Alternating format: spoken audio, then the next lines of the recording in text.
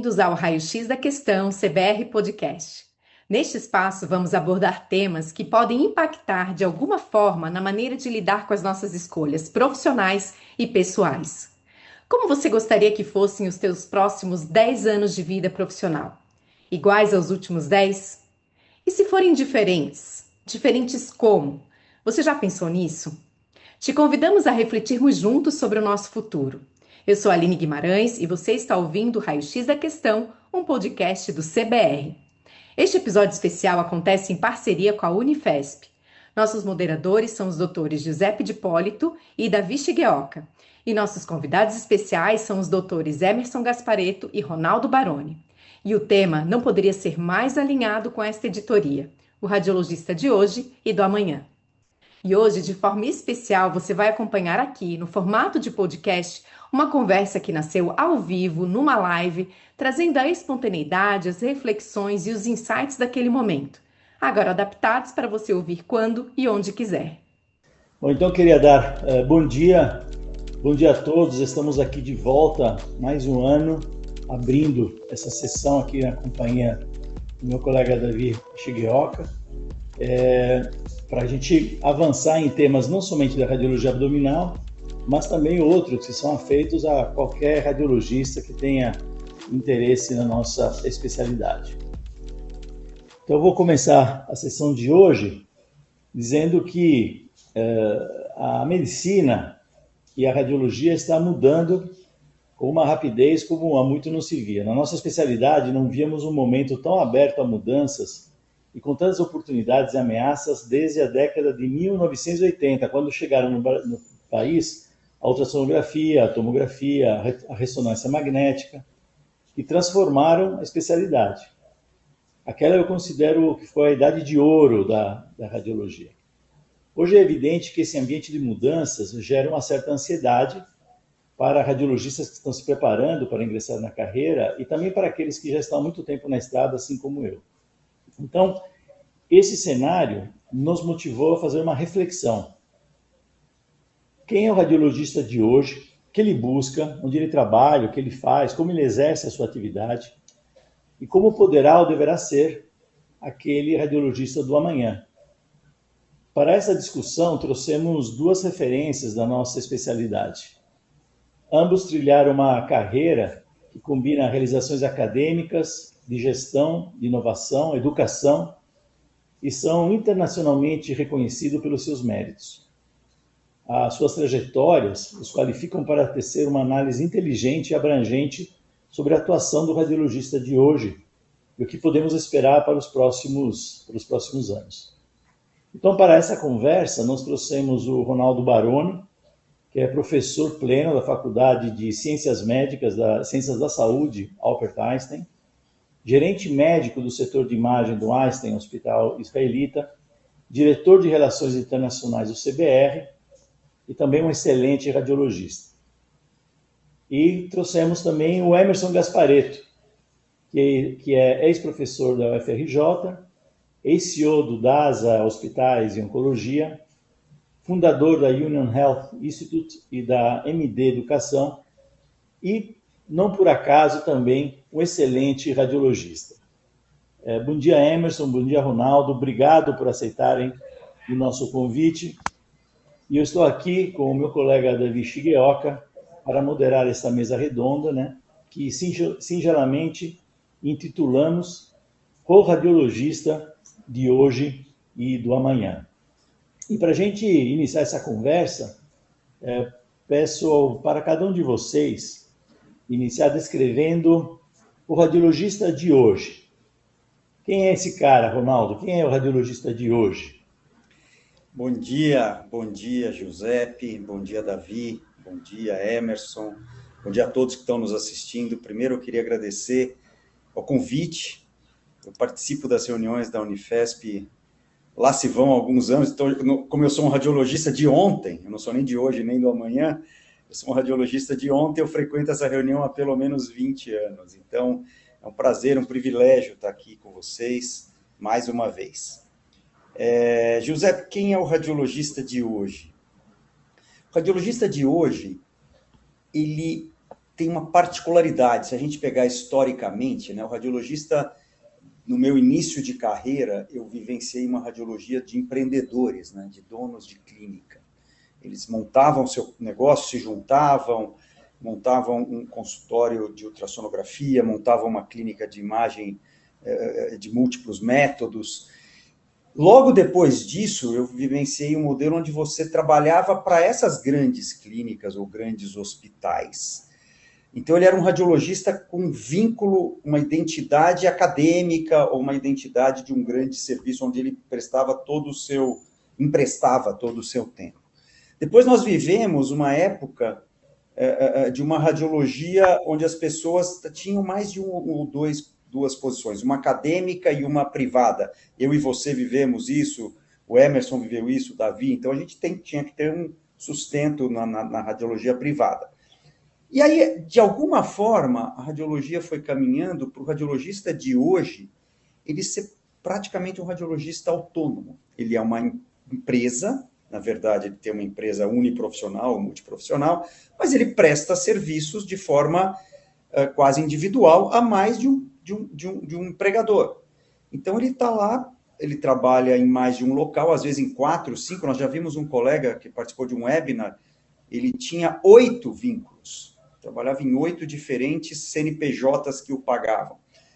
Então, ele deixa de ter uma identificação com um serviço, com um hospital, com um centro acadêmico, para ele ser um radiologista praticamente autônomo que presta serviços, o que está perfeitamente ok com a realidade atual. Mas, talvez esse radiologista hoje, na sua grande maioria, ainda que ele seja autônomo, ele se despersonificou no sentido de ter uma marca dele.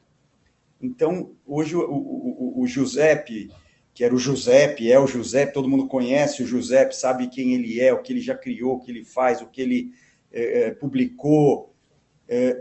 O colega, ele é um bom radiologista, ele é entendido como tal, ele lauda adequadamente, mas ele não tem uma identidade própria que o diferencie dos demais, e eu estou falando, claro, de uma forma muito genérica, existem, claro, pessoas que fogem a algo estereótipo aí que eu estou colocando, mas isso é um fato que talvez permeie. A gente tem alguns indicadores aí que hoje o radiologista terceiro, né, o PJ, já superou o radiologista contratado em larga monta, dados da Abramed, inclusive, o Emerson conhece bem. Então, a gente está vivendo esse radiologista multi-institucional, que é uma empresa uniprofissional que trabalha em várias frentes. Essa talvez seja a grande realidade do radiologista de hoje, no meu entendimento. É impressionante como o radiologista brasileiro se coloca do ponto de vista de conhecimento técnico num nível muito alto. Impressionante, claro, não porque isso é surpreendente, mas é marcante. Ele está em pé de igualdade, se não melhor, do que eu vejo a média etária dos colegas que estão em outros países, Europa, Estados Unidos, Ásia. O radiologista brasileiro tem uma propensão ao envolvimento acadêmico menor do que os seus pares, principalmente europeus, eu acabei de ver isso lá. Então, lá eles estão muito ligados a centros acadêmicos, e esse é um diferencial valorizado no mercado. Então, o radiologista ele busca vincular-se a uma instituição acadêmica europeia para ele poder fazer trabalho, se envolver em grupos de estudo, porque isso vai diferenciá-lo na hora de uma instituição para outra, de uma universidade para outra. O radiologista brasileiro ele busca hoje em dia uma atualização, uma especialização, muitas vezes fora de grandes centros acadêmicos, em grupos de ensino virtuais ou instituições não acadêmicas, porque ele entende que isso vai fazer ele laudar melhor, mais rápido, e ser um profissional que pode ter uma visibilidade, porque ele lauda bem, lauda rápido, é produtivo, e então isso o diferencia. Então, são visões diferentes, de certa forma, atreladas ao que o mercado valoriza nos Estados Unidos, na Europa e no Brasil.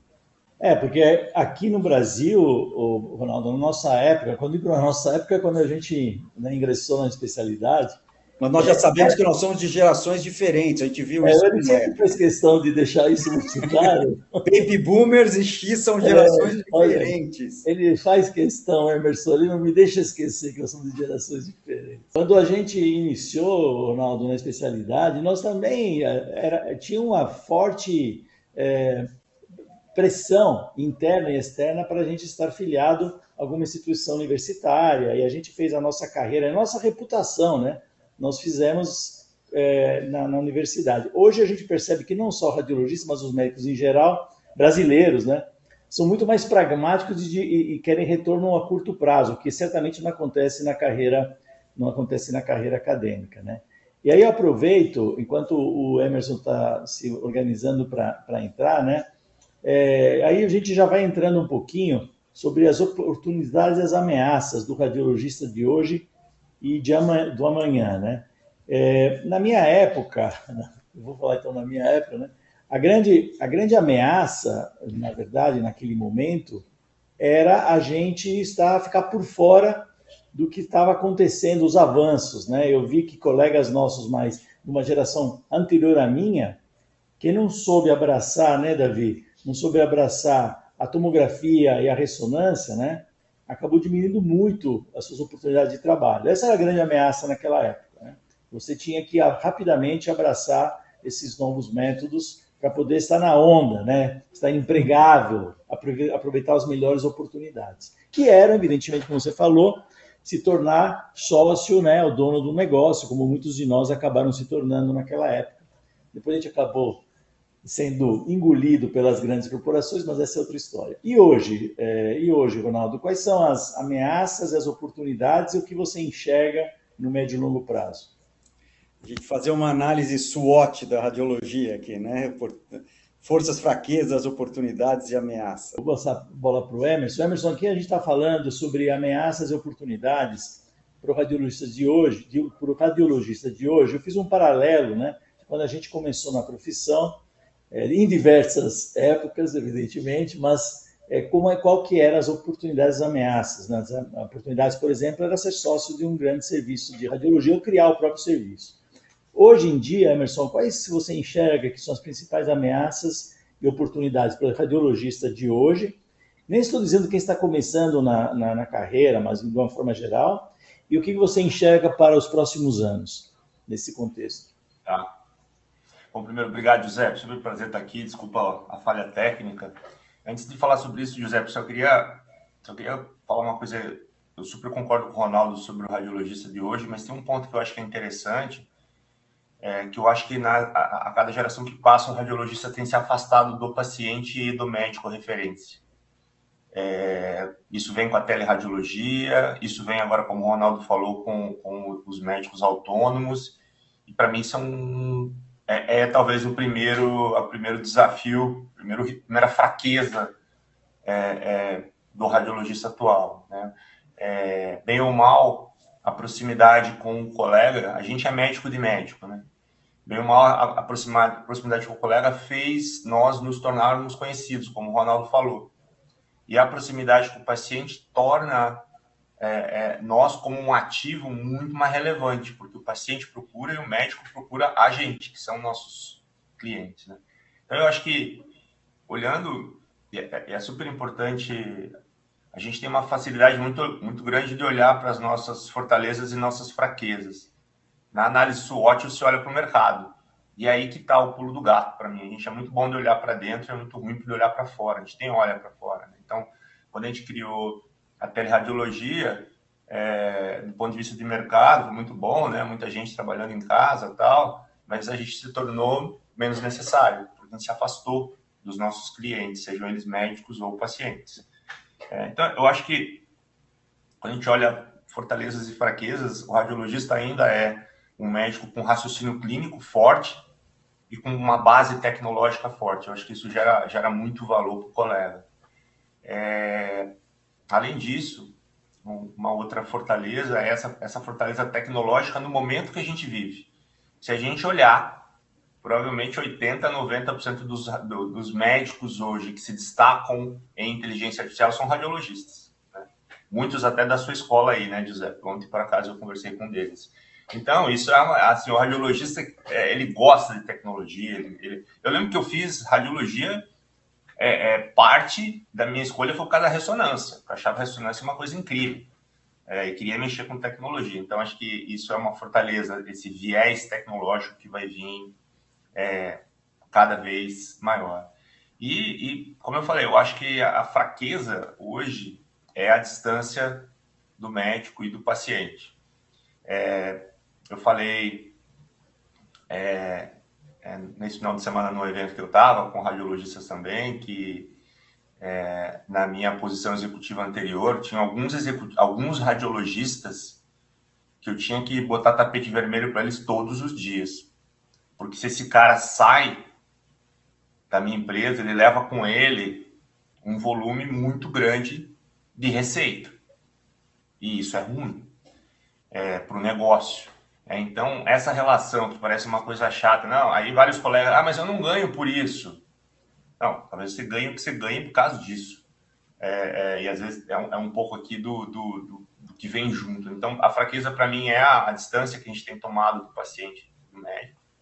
E para mim, oportunidade, assim, tudo dentro de uma crise tem oportunidade, né? Assim, você tem uma guerra, você vai ter oportunidade lá. Então, para mim, a oportunidade aqui, assim, vai cair a qualidade médica média. Quem souber aproveitar isso e se destacar, vai dar bom. Vai ter uma tendência de verticalização na saúde. Então, a tendência é as operadoras se juntarem com prestadores e montarem serviços verticalizados. Isso também vai reduzir a qualidade. Então, você muitas vezes vai ter um plano de saúde se você precisar internar, se você precisar fazer um procedimento mais caro, mas cada vez mais você não vai usar o teu plano de saúde para fazer a consulta. Porque muitas vezes o médico que você quer, que é muito bom, não está no plano de saúde, está na consulta. O mesmo pode acontecer na radiologia. E aí, talvez, menos para os métodos que levaram a gente para a radiologia, que é ressonância, tomografia, e mais para o ultrassom. Então, eu vejo no futuro serviços de ultrassom particulares, bem montados, com serviço, focado no relacionamento com o médico e com o paciente. E aqui entra uma outra tendência muito forte. Tenho acompanhado algumas clínicas.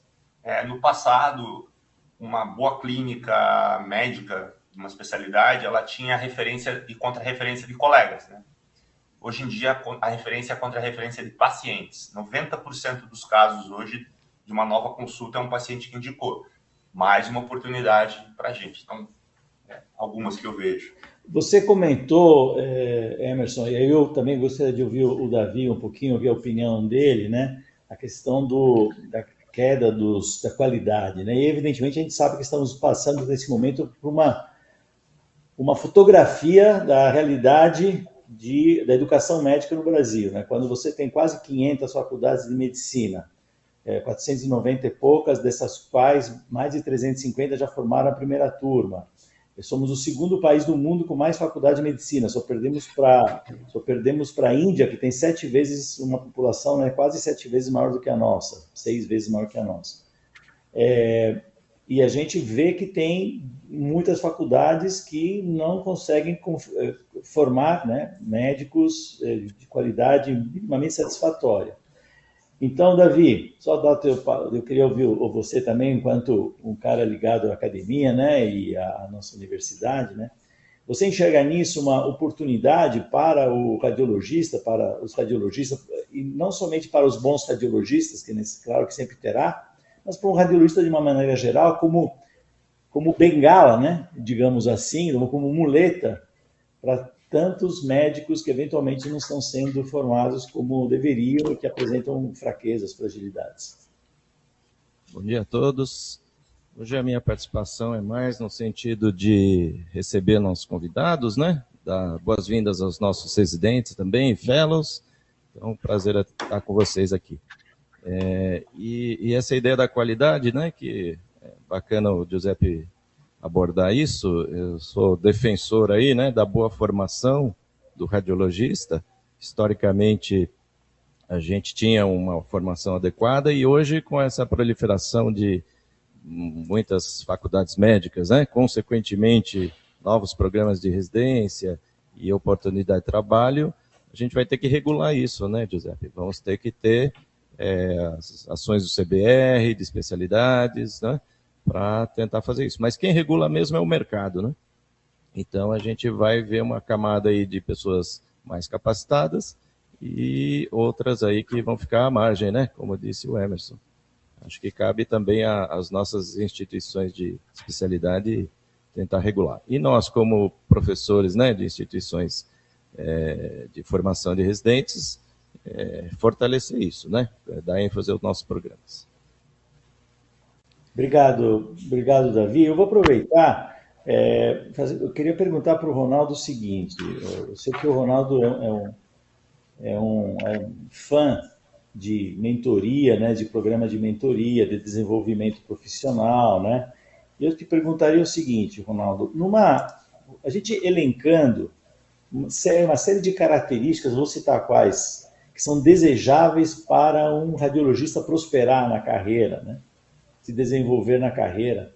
Eu vou citar algumas, eu queria que você apontasse quais que você acha que são as mais relevantes, as mais estratégicas, né, para um radiologista, um bom radiologista prosperar, evoluir na carreira, se destacar, tá bom? Olha só, eu tenho aqui, que foram coletadas pesquisando aqui na literatura, tá? Pensamento investigativo, paixão pelo que faz, empatia, capacidade de se comunicar, resiliência,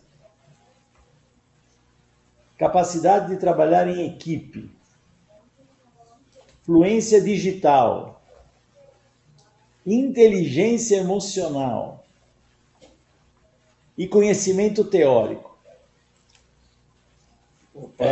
Né? Então, a gente tem aqui, enquanto o Ronaldo e o Emerson estão pensando aqui, a gente investia muito, né, gente, em hard skills, conhecimento teórico, né?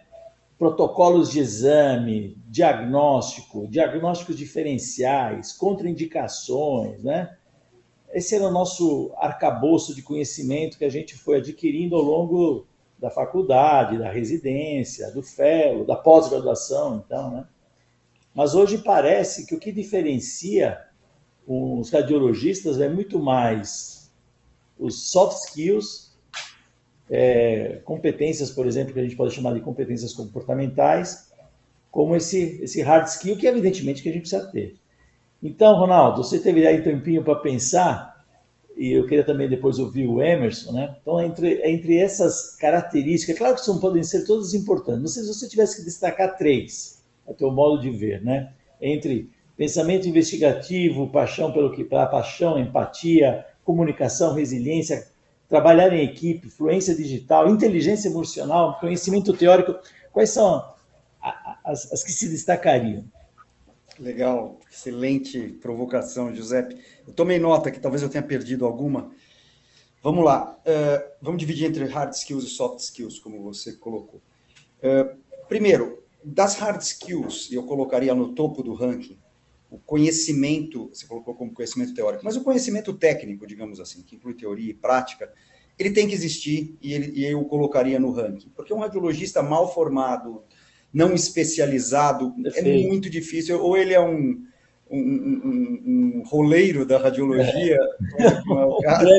Um grande enrolador, né? Um grande enrolador, ou ele é um gênio da comunicação. Mas eu acho que esse é default. Então, o conhecimento técnico é default, eu colocaria lá em cima.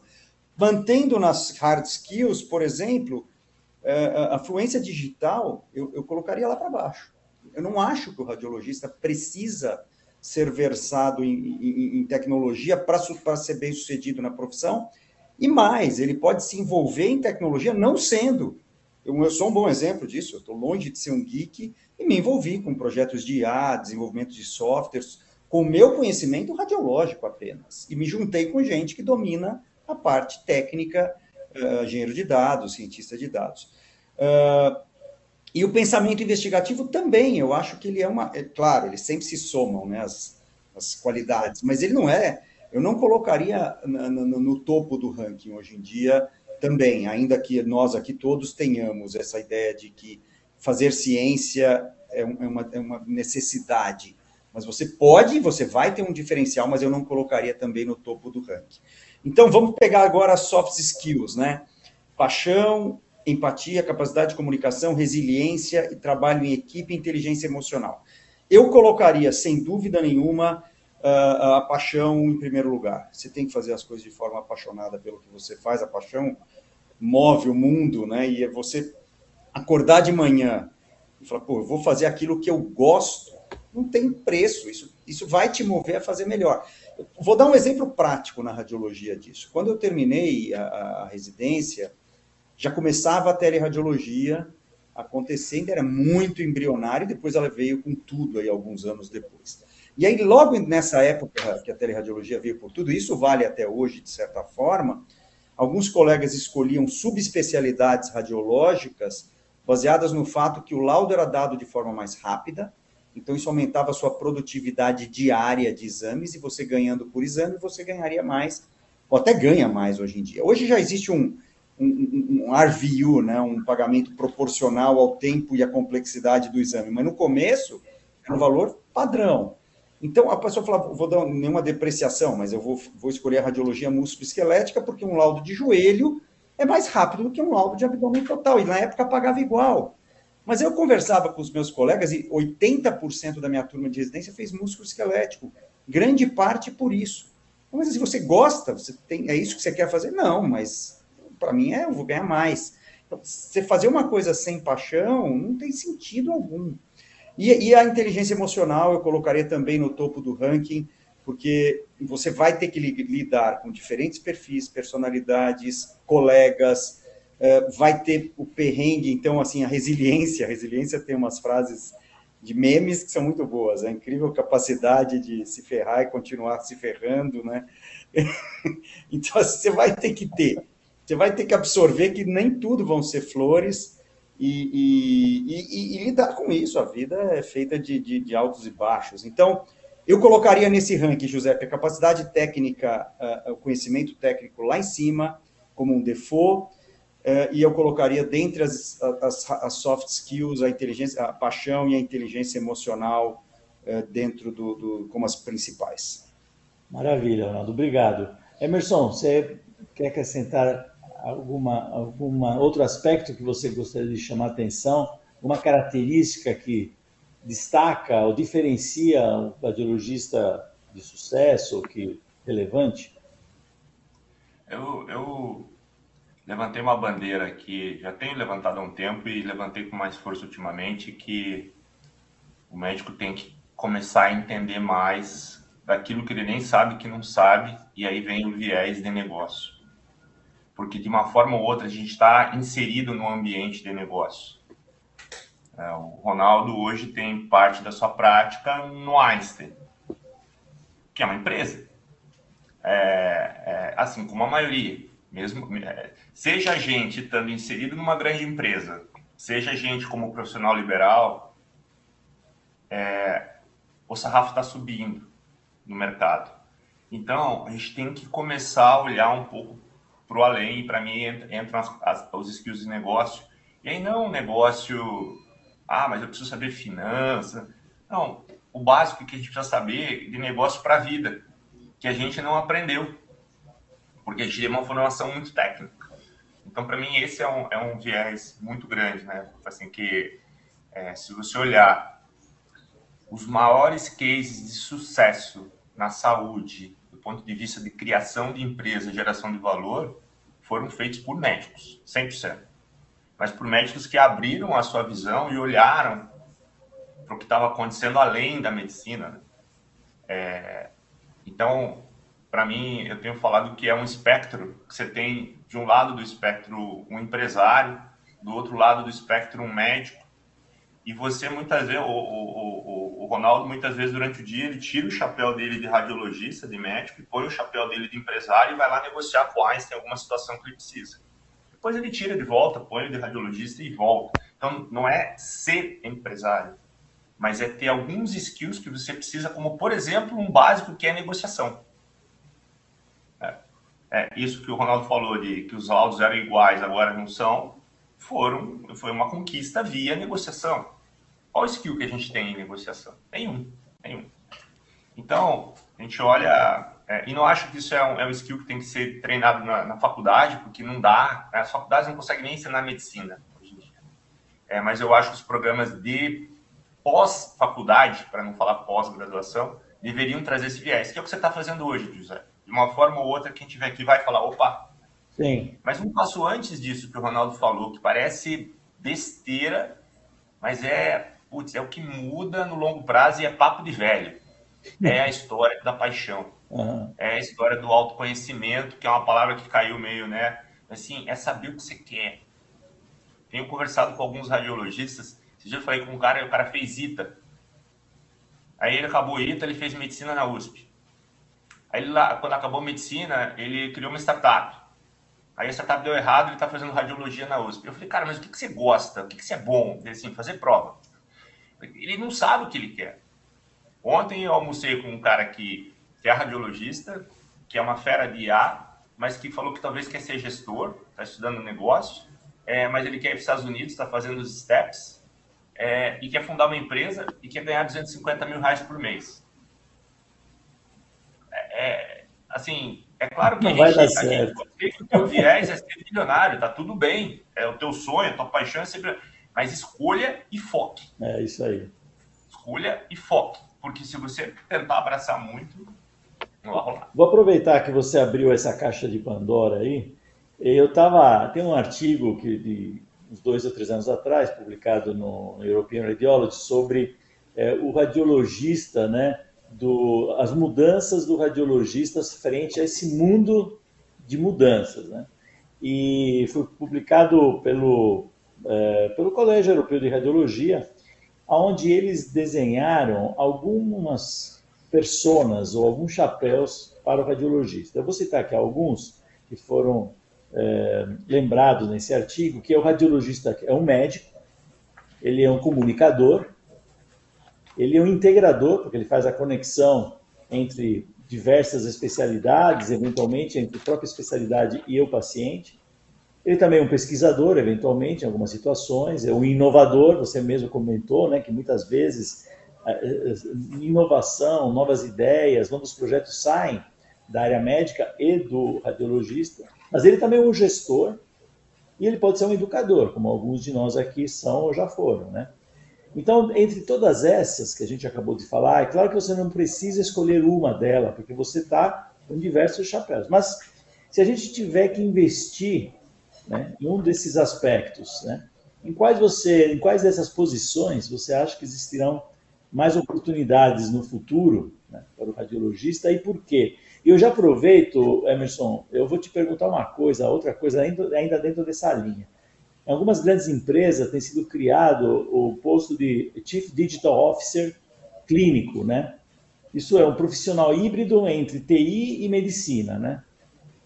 Para fazer um pouquinho o que o Ronaldo comentou que ele faz, né? Ele é talvez um Chief Digital Officer informal. Se for informal, talvez você já tenha, né, sido alçado essa posição. Então, Emerson, eu emendo a minha pergunta dizendo para você o seguinte: o radiologista, pelo seu perfil, né, seria um candidato natural a esse posto? Olha que pergunta, né, cheia de nuances. Legal. Bom, estou olhando aqui, né, os termos que você falou, né, o educador, o integrador, o gestor e o inovador. É exatamente o radiologista que eu conversei ontem, né? Ele quer ser os 4, os 5, na verdade, né? Por quê? Olha que interessante. Quando está todo mundo achando, vai ter uma crise, vai cair a qualidade da medicina, muito médico e tal, excesso de oportunidade.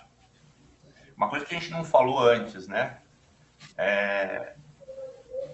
Tá aumentando pra caramba o número de exames. E esses médicos de menor qualidade pedem mais exame ainda. Então não vai faltar exame, vai aumentar o número de exames. Então isso é...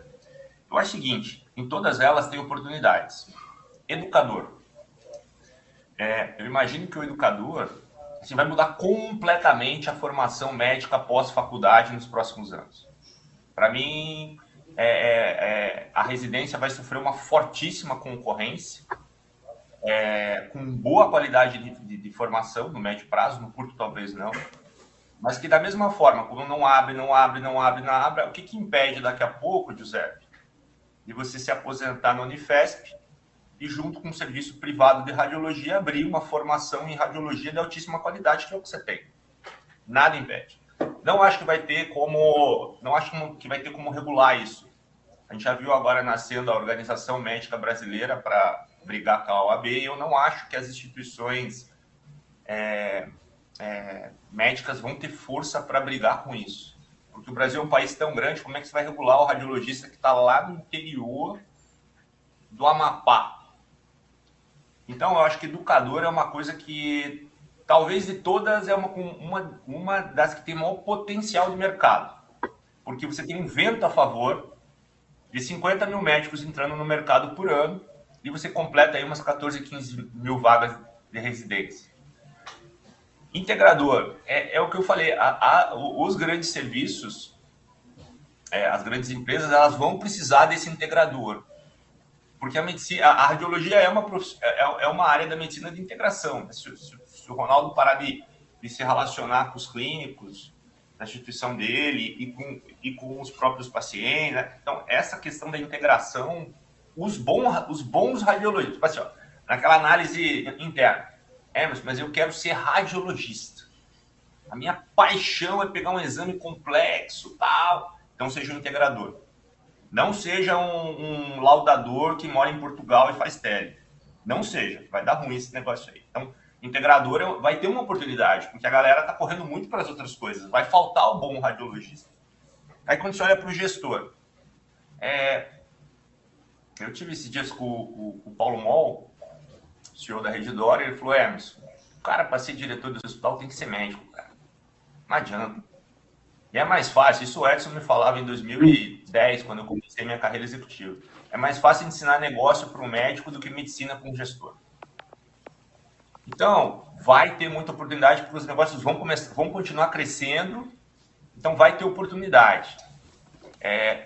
Óbvio que a gente está aqui falando sempre com o nosso viés, né, do que a gente passou. Não acho que é a melhor delas. Não acho que é a melhor delas, porque é um ambiente em que a meritocracia é mais desafiadora, a carreira é mais longa, se dá bem quem está lá no limpo. Então, mais que vai crescer a oportunidade, vai, com certeza. E o inovador, pô, sem dúvida. Para mim, inteligência artificial vai passar pelos seus mas é uma coisa transformacional para a nossa especialidade, para o mercado como um todo. Eu não sou um entusiasta do IA que lê laudo automático.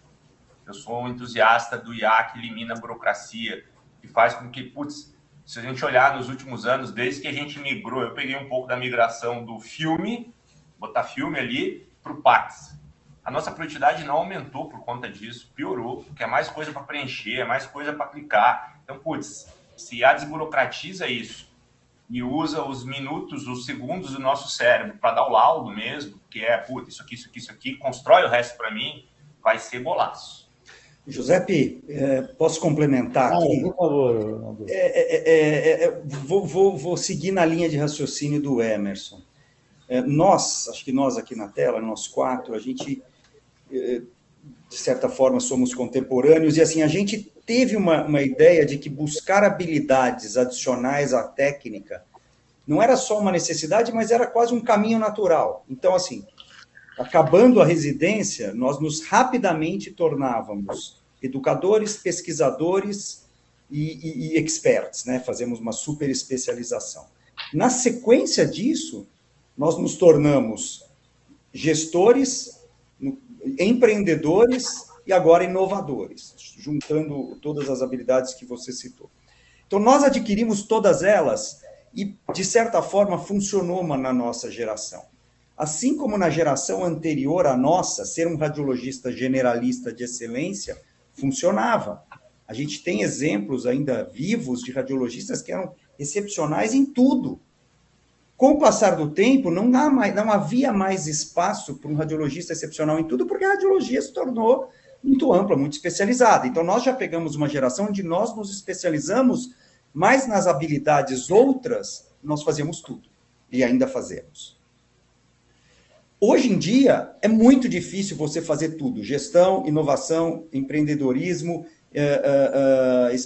ultra especialização técnica, educação e pesquisa. Não dá. Então, o radiologista talvez tenha que ter, de novo, a excelência técnica é uma habilidade necessária se ele quiser desenvolver o trabalho diário de radiologia, mas ele talvez tenha que focar em uma ou duas habilidades, porque a concorrência está forte. Então, se ele quiser se destacar na educação, ele tem que ser um bom radiologista para ele ser... Poxa, eu estou aprendendo com quem sabe, né? para quem vai comprar os serviços dele de educação ou vai aprender com ele. Mas, assim, ele precisa ser focado nisso. Então, eu acho, minha recomendação para um radiologista que está começando, eu sei que é um público jovem aqui, sem nunca perder a dedicação e a especialização técnica, escolha uma ou duas áreas e foque nisso com paixão, com dedicação, com tempo, porque a concorrência vai também acontecer nas áreas além da habilidade técnica. E sem um diferencial, todos perdem. Claro que o indivíduo perde, mas a comunidade radiológica perde, porque nós vamos nos tornando cada vez mais massificados, comoditizados, aquilo que a gente já sabe, é quase chover no molhado falar sobre isso. Você tocou num ponto que eu vou aproveitar para fazer uma pergunta então para você, dentro desse contexto. Você já deu uma direção da resposta, mas eu quero que isso fique muito claro. Existe uma discussão hoje em alguns ambientes de residência médica, onde se pergunta se vale a pena ou não fazer subespecialização, certo? Eu fiz 3 anos de residência, que, aliás, é muito menos do que se faz a absoluta maioria dos países desenvolvidos, onde é 4 ou até 5 anos na residência. Nós paramos... Eu sou da primeira turma de residência com 3 anos de radiologia, né? Isso faz há 40 anos atrás, e nós continuamos com só 3 anos de residência. E aí surgiu o fellow, né? A subespecialização. Tivemos um crescimento importante nos últimos anos. No Brasil existe há mais de 20 anos o fellow, institucionalizado pelo CBF, começou no começo de 2001, 2002. Mas hoje tem muitos colegas, jovens colegas, assim, não sei se vale a pena, né, me especializar em músculo esquelético, em neuroradiologia. Bom, eu queria ouvir a opinião de vocês, né? Vocês acham que hoje, e talvez isso não valha para todo mundo, a gente tem que considerar, porque tem que considerar o ambiente onde você vai desenvolver sua atividade profissional. Eu vou trabalhar em São Paulo, no Rio de Janeiro, em BH, ou eu vou trabalhar no interior, né, de um pequeno estado, né? Mas, ok, vamos segmentar, então.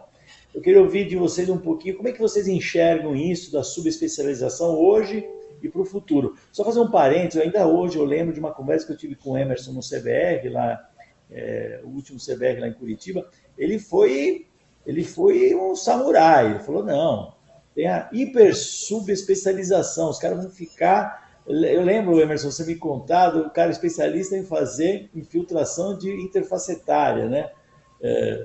Para não perder tempo com, né, outras coisas, o super expert, não perder tempo com coisas menos relevantes, né? Então, vamos lá. Ronaldo, primeiro para você, depois eu queria ouvir o Emerson também. Tá bom. Bom, eu vou falar um pouco de uma experiência de quem atuou aí em especialização como professor, como coordenador de fellows, tanto numa instituição pública, que é o Hospital das Clínicas da Faculdade de Medicina da USP, quanto também na época e agora exclusivamente numa instituição privada sem fins lucrativos, que é o Einstein. Eu vejo esse cenário paralelo em instituições até com perfis muito distintos acontecendo, que é a diminuição pela procura na especialização.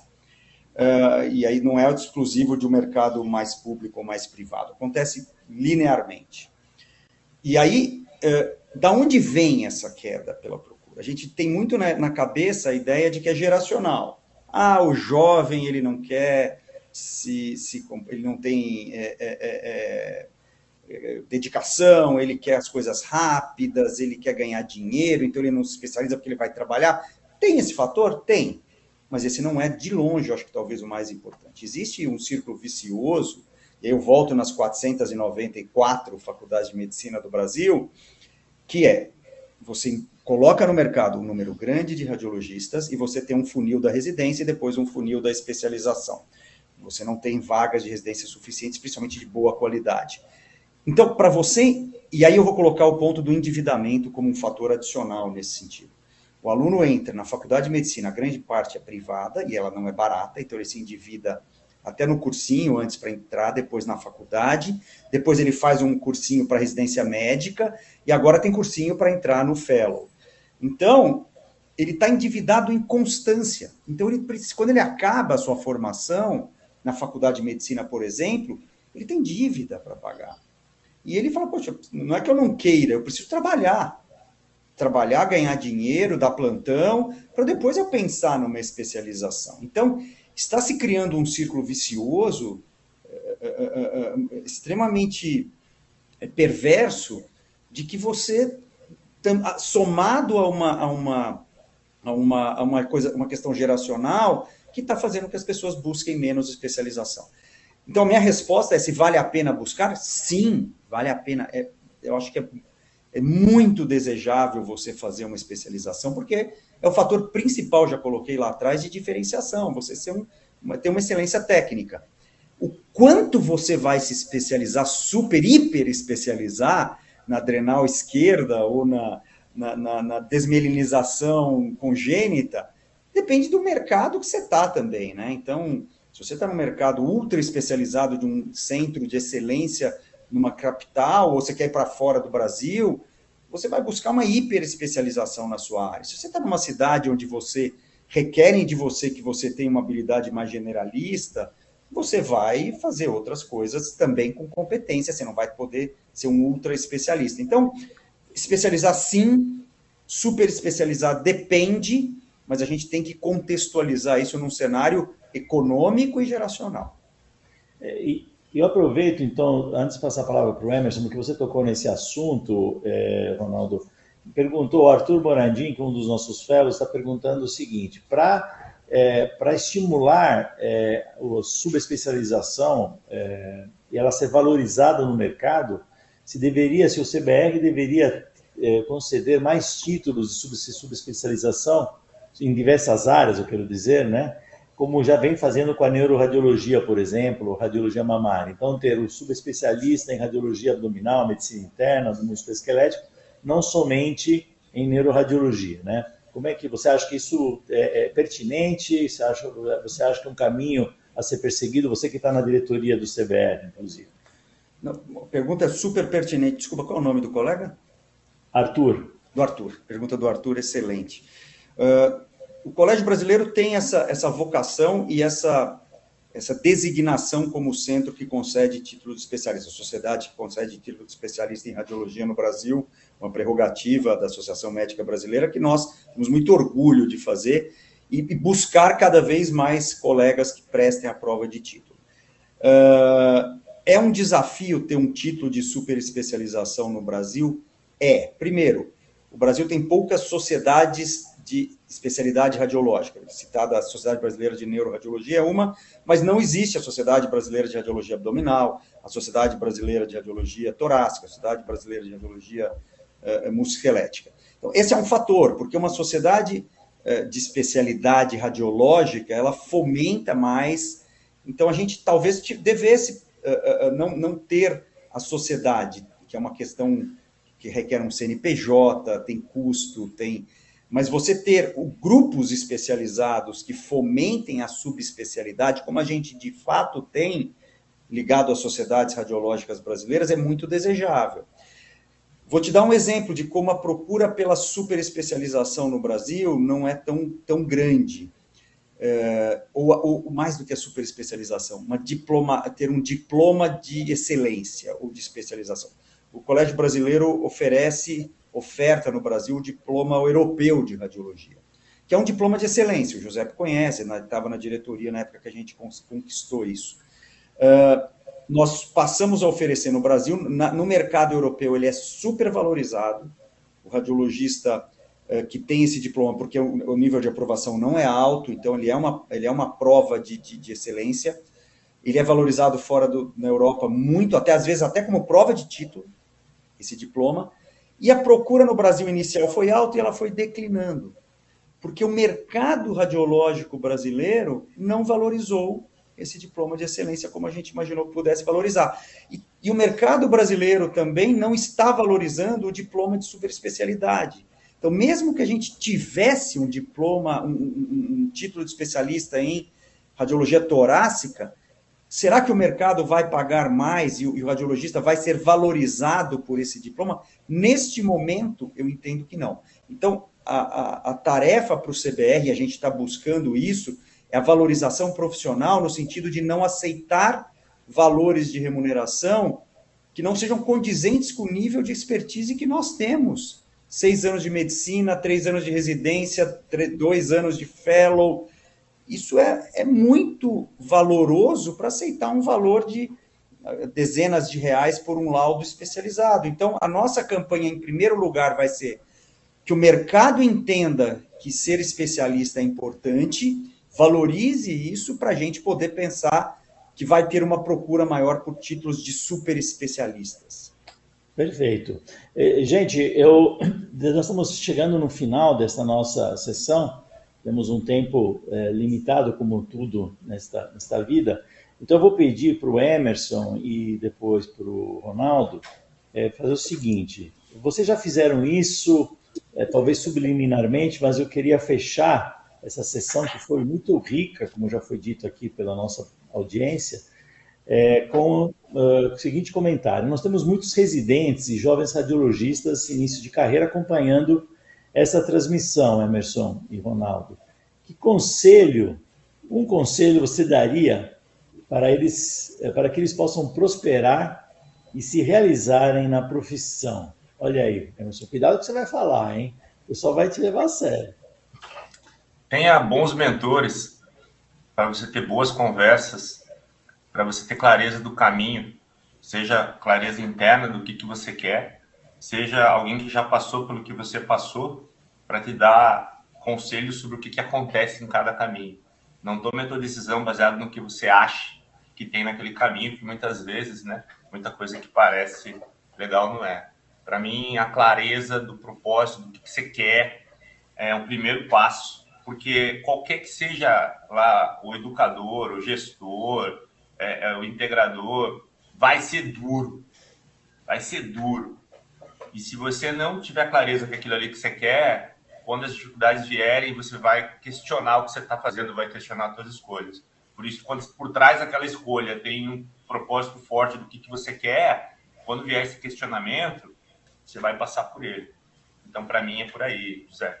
Maravilha, parabéns, excelente colocação, Emerson. Espero que o pessoal aproveite esse teu conselho. Ronaldo, e você?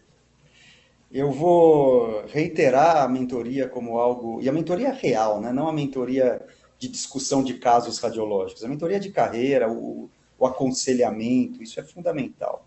Mas eu vou colocar o meu ponto de vista até um pouquinho mais pragmático. Primeiro, faça o que você gosta. Faz o que te dá prazer no dia a dia. Isso é fundamental. Seja bom nisso. Busque ser melhor nisso. Então, especialize-se. Seja bom naquilo que você gosta. Divirta-se ao longo da jornada.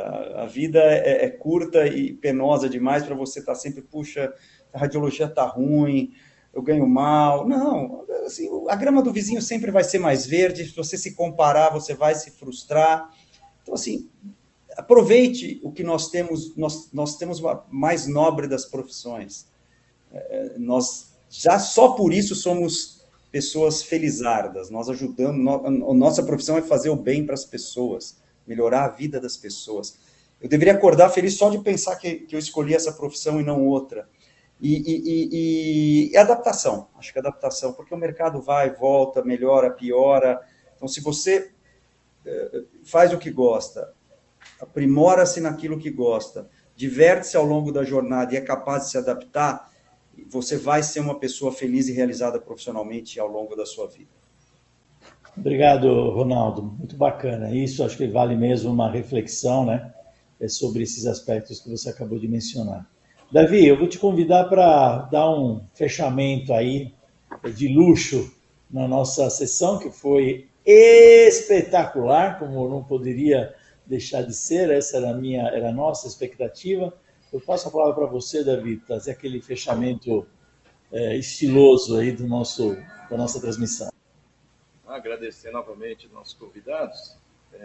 Também fiquei aqui refletindo, né? Fiz anotações. Eu acho que a ideia é que aproveitar essa experiência, essa visão. Vou fazer só um comentário de um fato que eu me lembro assim com muita clareza. Uns 20 anos atrás, eu ouvi o professor Giovanni Cherry dizendo desse nosso papel integrador. E isso me auxiliou, assim, eu gosto de fazer esse papel, né? Só que se tornou uma atividade não remunerada diretamente, né? Não monetizada, para usar um termo atual. mas valeu mesmo assim. É o que a mensagem que, né, o Emerson e o Ronaldo passaram. Você tem que enfrentar as suas escolhas, escolheu, faça bem, né? Que é uma coisa universal aí. E me deixa um pouco curioso, né, Giuseppe, a questão mais ampla aí, perceber assim o espírito do tempo, né? Onde estamos, geracionais, quais são os interesses, né? Futuro não sabemos qual vai ser, né? Então, precisamos saber quem nós somos e quais são nossas inclinações, fazer da melhor forma. Excelente aqui o nosso debate, parabéns, Giuseppe, pela escolha dos temas. Teremos novos temas nessa direção, né, Giuseppe, na introdução do curso, que eu acho que é bem apropriado. Obrigado, pessoal. Obrigado, então. Obrigado, Davi, Ronaldo, Emerson. Acho que nós começamos em grande estilo mais um ano do curso de Radiologia Abdominal. Teremos outros temas, como o Davi comentou, os próximos 3 encontros serão de temas mais abrangentes, mais genéricos, antes a gente focar e se aprofundar especificamente em temas científicos relacionados à nossa subespecialidade. Sigam nas redes, aí eu vou fazer um jabá aqui.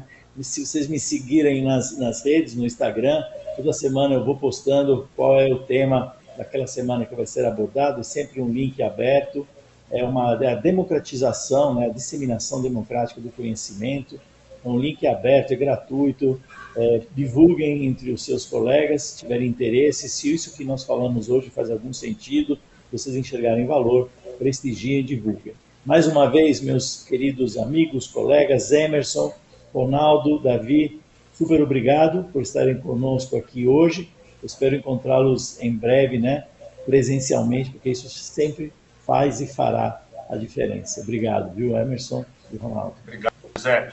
Deixa meu Instagram aqui também, Emerson Gaspareto. Tenho falado bastante sobre negócio, tá? Quem quiser discutir o assunto, super bem-vindo. Obrigado, Giuseppe, Davi, pelo convite. Ronaldo, sempre um prazer estar com você. Eu que agradeço. Obrigado, Giuseppe. Davi, um prazer estar aqui. Emerson, sempre um prazer bater papo com você. É comum a gente encontrar nesses eventos. E um ótimo dia a todos. Bom dia a todos, bom trabalho e até a próxima. Tchau, tchau. Você acaba de ouvir o CBR Podcast. Continue nos acompanhando no Spotify, SoundCloud e Apple Podcast.